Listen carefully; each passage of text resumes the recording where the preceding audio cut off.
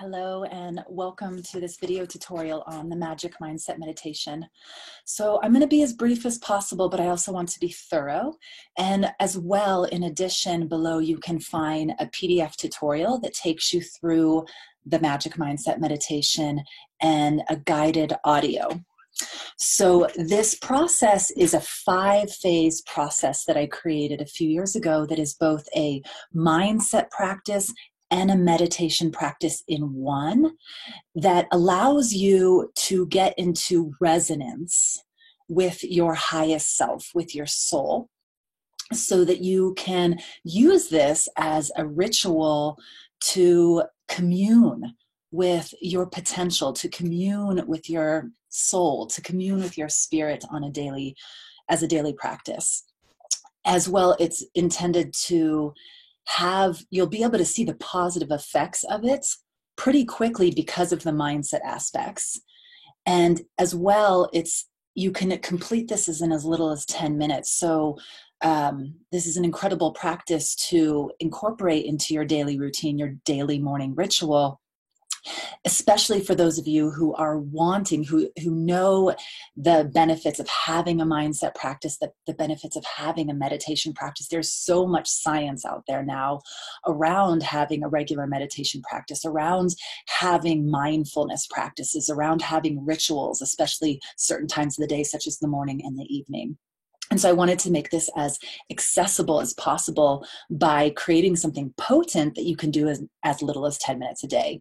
In the PDF below, I also explain how you can expand this practice to up to 40 minutes a day. So if you're also someone who's like, great, the shortness is not what I need, but I am really interested in this practice that weaves both the scientific and the mystical together.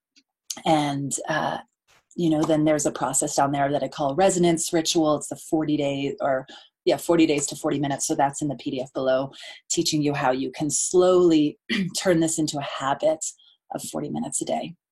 So let's see, where do I want to begin? Let's begin with phase 1. So again, as I said, there's 5 phases to this. The final phase, you're actually in meditation. So think of phase 1 to 4 as your mindset practice. And then phase 5, you start settling in. Now your consciousness and your body and your nervous system and your state of being is ready to actually sit and be in meditation. So phase 1 is our breath work practice, and I call this opening the doorway. So breath work is this incredible practice we can do to tune into our bodies from the neck down, to start to resonate with our energetic body and not just our physical body. And this is a brief part of the practice. This would probably take about a minute at most. Don't worry about the timing of each phases. You want each phase to be present with it and to be like, I like to think only this matters right now. So when I'm in phase 1, I'm only with phase 1. And the breathwork practice that I do for phase 1 it looks like this. So as you inhale, you extend your arms straight up overhead. And as you exhale, you bend at the elbows, drawing the arms down by the rib cage. Now, I just showed you that very slow. I would like for you to pick a moderate to fast pace. You're inhaling and exhaling out of the nose. It looks like this.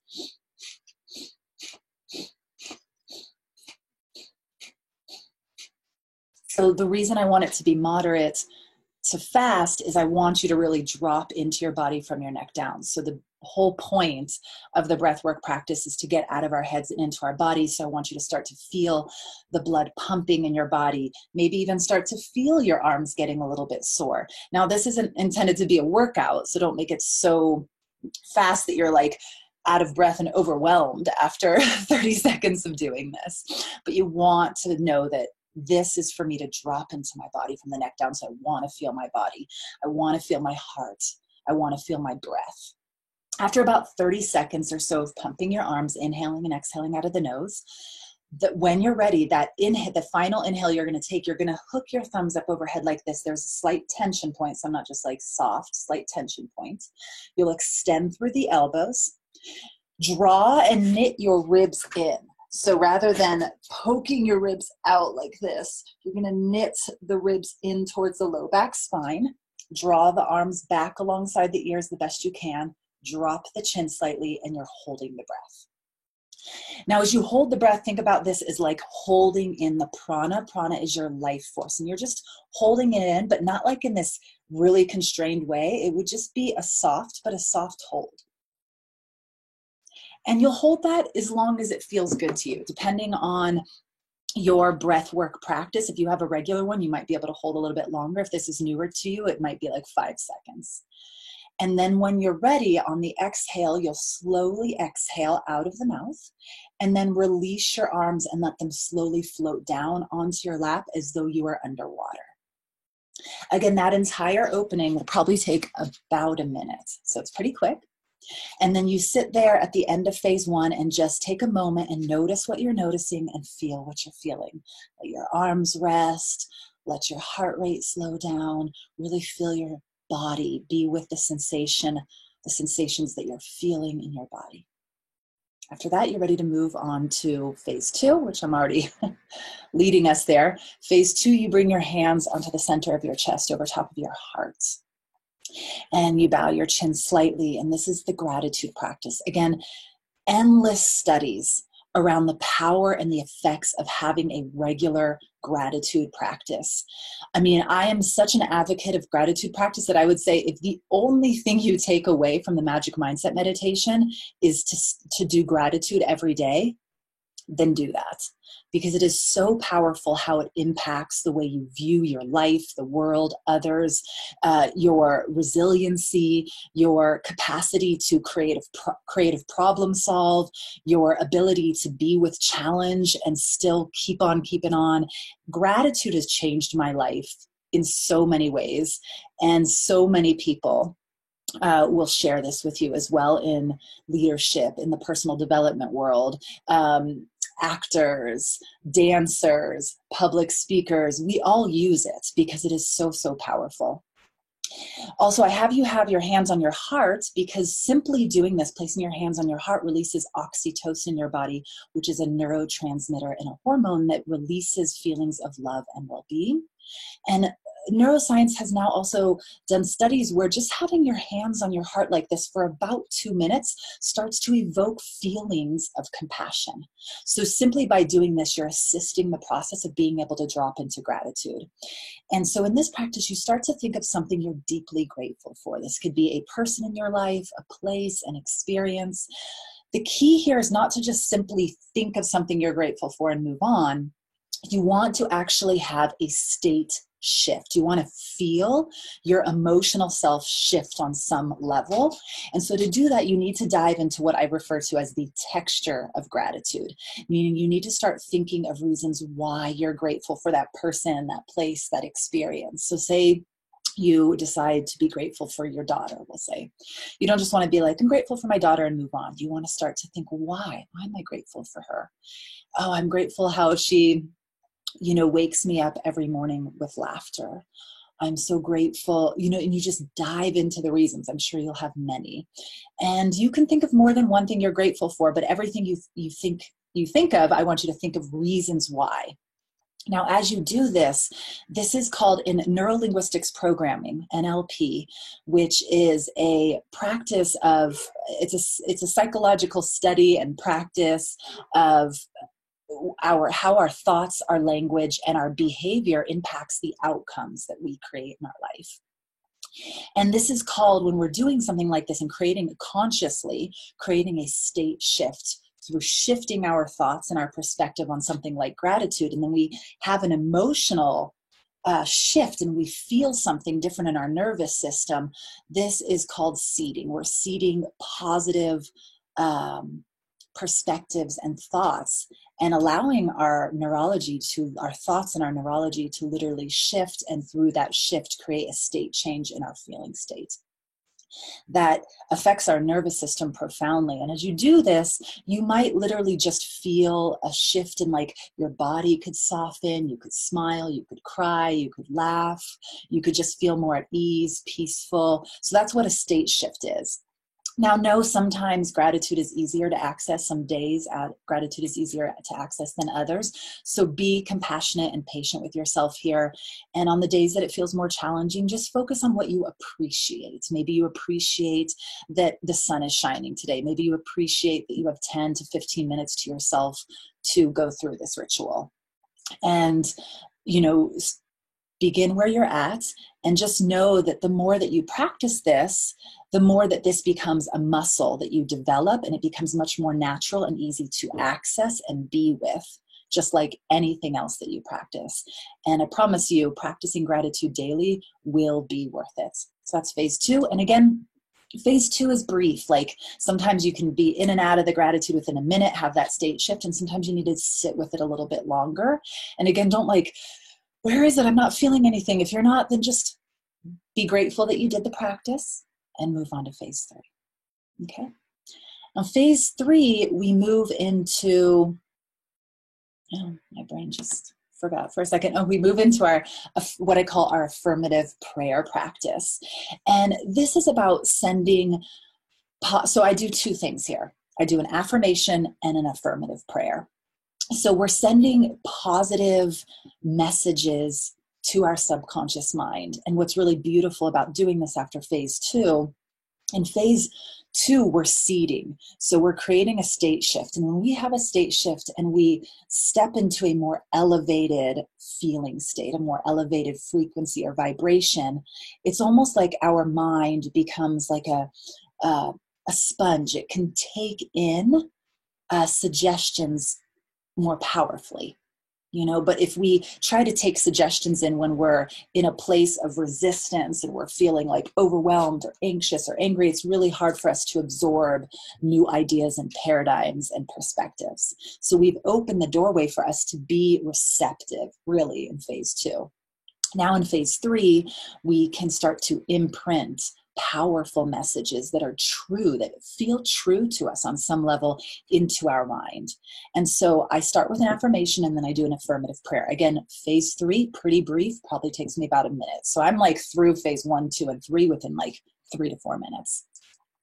Now, in phase 3, you want to come up with an affirmation that is short and rhythmic and feels true to you. So you don't want to be saying an affirmation that in the back of your mind, you're like, I don't believe this at all. The one I use is every day, in every way, I'm growing richer and richer. And I think energy rich. So I think richer in health, wealth, wisdom, and love. In fact, I even say that in my mind 3 to 4 times.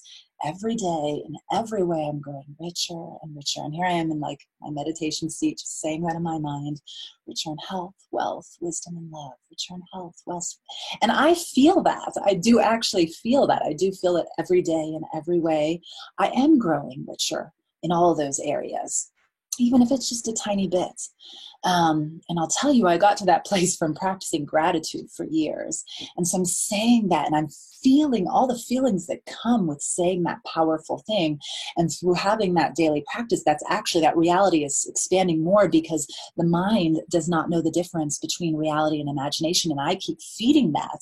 And so my life does become richer and richer every day in every way. That doesn't mean I don't hit challenges and roadblocks, but I really do live a life where I see that growth happening. And that's something I really wanted for myself many years ago. And so I began really developing that from the inside out.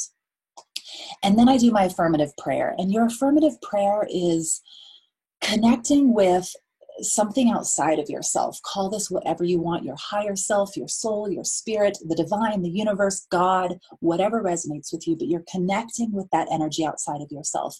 And rather than like our traditional perspective on prayer, where we're like begging or beseeching for something we want, it is, yes, praying for something you want, but with this energy as though you know it's already, by the simple fact that you desire it and you want it, you already know that it's underway. And so the feelings don't feel like this grasping and longing and please give it to me and I'm so helpless. It's more like this feeling of co-creation and calling in and asking for what you want, but knowing that it's already on its way. It's this feeling of faith and trust and surrender and gratitude, all weaved into one, and just this beautiful feeling of partnership and co-creation. When I do an affirmative prayer, I feel very held.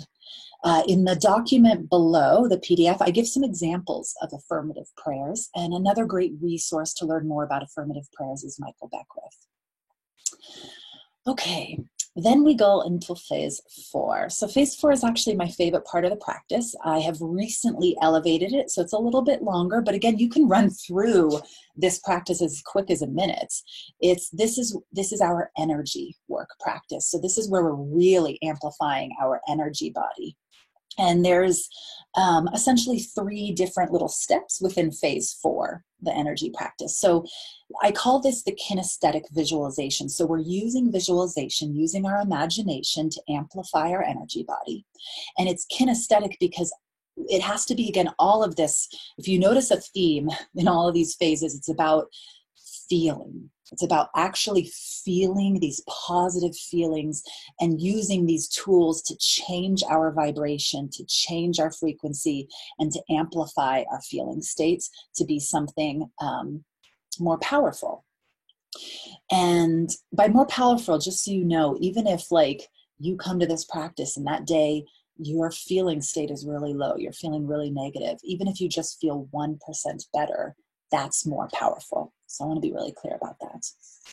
So again, there's 3 little steps here within phase 4, and it's all about your energy work. So the first thing you're going to do is you're going to run through, we have these chakras in our body, and I'm going to run you through 8 of them that actually runs up your spine, your central nervous system. And these chakras are energy centers throughout our body that sometimes can close up. And we can also do practices like what we're doing to, I don't want you to think of like closed and open, but to get it to flow more healthy. So you want to think of it more like a river. And our energy body can get constricted through just life stresses, physical stresses, illnesses, mental, emotional stresses. So basically just being human, our energy body gets constricted. So we've got to have practices to clear out some of that constriction. You want to think of it like a river flowing, a tree falls, leaves build up, trash bags flow in. And so then now there's constrictions and energy isn't flowing as freely in these kind of energy centers. And the thing here is each of these energy centers represent different experiences in our life. And so the first chakra is down at the base of your spine. It represents stability. And it has a color that is associated with it. So you can use visualization and kind of see at the base of your spine, the color is red, and see it almost like this pulsating, vibrating, flowing energy. I see it in like a circle like this, and it's red. And it's, as I'm inhaling and exhaling, it's expanding and getting more vibrant.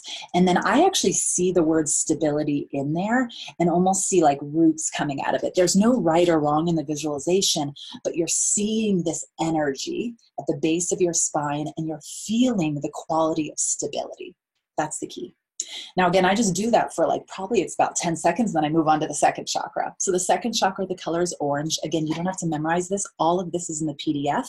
And as well, I guide you through this in the audio until this just becomes like second nature to you, excuse me. So I'll just briefly say here, the second chakra is orange. It represents flow. This is like creative flow in our life, just the flow of being able to go with life. The third chakra is our solar plexus, and know that everything's three-dimensional. So it's like, everything is not just here, it's all around. We're thinking about it three-dimensionally. So the third chakra is our solar plexus. It's yellow. This represents our sense of belonging. With a sense of belonging comes a higher self-esteem and confidence. We move up to our hearts, our upper heart, our lungs here. The color here is green, and it represents deep and abiding compassion. The next chakra is our throat. It's blue. It represents self-trust. When we really trust ourselves, we also feel more free to speak our truth to the world. We move up to our third eye, and this moves all the way around into our brain, all the way around the back of our head. The color is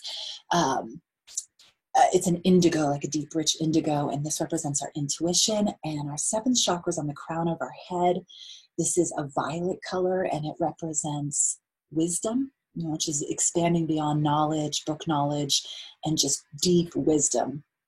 And then the eighth chakra is actually hovering a couple feet above our head, and this is called our soul star. This is the seat of our soul, and it's literally access, like shooting. You can imagine lighting up all 7 chakras and shooting out, especially when all 7 chakras are flowing freely and we feel a sense of stability, flow, a sense of belonging, deep and abiding compassion, self-trust, intuition, and wisdom, and all of that is flowing in our life freely. We shoot into our soul star, and that is access to our higher self. That is access to the divine within ourselves. So you go through that practice, just lighting up each of those chakras, and as you hit the soul star, you then just bring it right back down to your tailbone. And then you're going to circulate that energy in your body in a circle from the back of your tailbone to the front of your pubic bone 3 or 4 times. So you're actually circulating, like imagining that energy moving up your back, the back of your neck, the back of your head, up the crown of your head, and back down the front of your face, front of your throat, chest, down your pubic bone. So you just circle it about 3 or 4 times in a circle. So now you've got like your energy body moving and flowing. You've gone in and you've cleaned out some of the weeds and trash bags and picked the trees up in your flowing river, and you're letting that circulate. And then you open your hands. It could be up here, it could be on your lap, it could be overhead, whatever you want. Your hands are open, and you begin to imagine everything you desire and you want without any shame about wanting what you want. And when I say desire, this could be material things, this could be experiences. It doesn't matter. You get to do this. Don't shame yourself here or limit yourself here. Let your imagination open up to the truth of what you truly want, and imagine it just flowing into your hands. And again, some of this could be wanting, also just wanting certain things for the world, you know, wanting world peace. There's no right or wrong here. It could be wanting certain qualities for yourself, like more confidence or more love, whatever you want. The key is that as you see it flowing into your hands, you want to feel pleasure. Because truly, if you were just without any resistance, without any shame, without any shoulds, going, I am allowing myself to fully see everything I want flowing into my hands abundantly, effortlessly, you would feel pleasure. So the key here is just to close off and feel that sense of pleasure in your body. And, you know, lightness and levity and ease and fulfillment. And really feel it. Again, this whole practice is about giving yourself permission to spend 10 minutes feeling good as you can on that day. And then you are ready to move into the final phase, which is your, what I call your listening practice, which is what I love to think I'm doing when I'm meditating. I have now opened my mind, my body, and my heart to listen to my higher self, my soul. And you simply just sit in your seats. This could be a couple of minutes to, this is where the practice, you know, you could spend another 20 or 30 minutes just sitting in meditation. Like I said, phase 1 through 4 is very brief. As you extend the practice, it's extending phase 5. And you just bring your attention to your breath. As you're inhaling, you might want to say inhaling in your mind. And as you're exhaling, you might want to say exhaling. When the mind wanders, notice that I said when, not if, because it will. That's what the mind does. Notice where it went to. And then say thinking, tag it as thinking, and then come back to the breath awareness. And that is your practice of meditation. And as you do that more, the listening naturally comes as you sit in stillness and you sit in solitude and you sit in quietness. Listening isn't like you're listening like, well, what do you got to say to me? It's like you're opening yourself up to receiving clarity, to receiving messages that are not something that you're grasping from your mind, but you're actually receiving intuition, you're receiving hits of inspiration. And sometimes the sitting will feel really hard and crunchy, and you're going to be in your head a lot, and your ego is going to be pulling you away. And sometimes it just feels really calm and peaceful. Sometimes it'll feel sleepy. Sometimes it'll feel really inspiring. It's always different. Meditation, there is no right or wrong. So don't worry if you're like, this isn't amazing. Maybe I'm doing it wrong. It's just, meditation isn't meant to be amazing. It's meant to be a practice. And it's for me, I feel like meditation really shows me the nature of who I am, the nature of my humanness. And And it's a beautiful practice. And again, you can do this in as little as 10 minutes a day. But if you're wanting it to be longer, in the PDF below, I teach you how to extend it in a sustainable way and make it a habit over 40 days to become a 40-minute practice. All right, thank you so much. I hope you enjoy this. And if you have any questions about this practice, you can reach out to me at support@ambercampion.com. I hope you enjoy it. Bye-bye. Ciao.